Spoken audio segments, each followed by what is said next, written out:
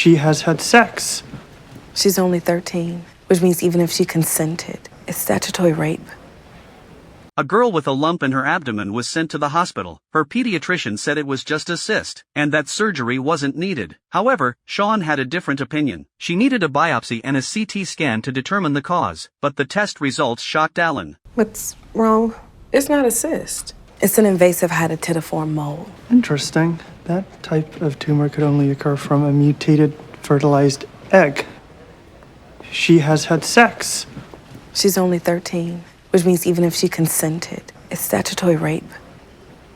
Sean informed the patient and her family of the truth. The tumor was formed from a fertilized egg mutation. This meant the girl had been sexually active, but the mother was indifferent to her daughter's behavior. Alan was curious why the mother wasn't surprised. It turned out she already knew about it, and unconditionally supported her daughter's decision. A 13-year-old child should not be having sex. I'm not a child, and me and Ryan love each other.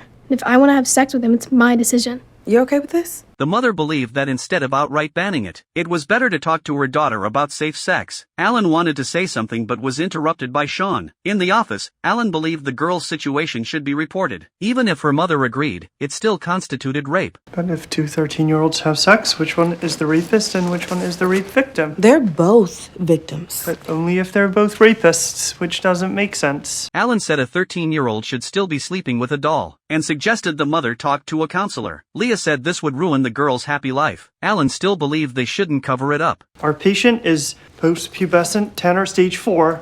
She has the right to her own decisions regarding sexual activity as long as the partner is of similar age. Just because her body has matured doesn't mean she's... I am the attending, and that is my decision.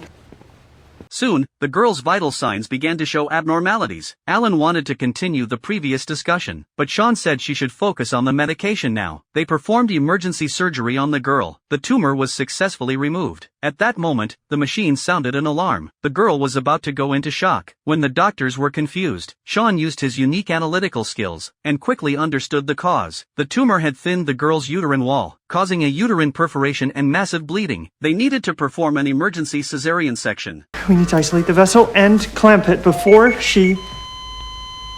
We just lost her pulse. Retraction. Although the surgery was more complicated than expected, they still succeeded. At that moment, the girl's boyfriend came to visit her with a doll. Sean then gave the girl post-surgery instructions. She couldn't have sex for at least 6 months. And maybe you should think about waiting even longer. We'll talk more about this later. Thank you for saving my girl.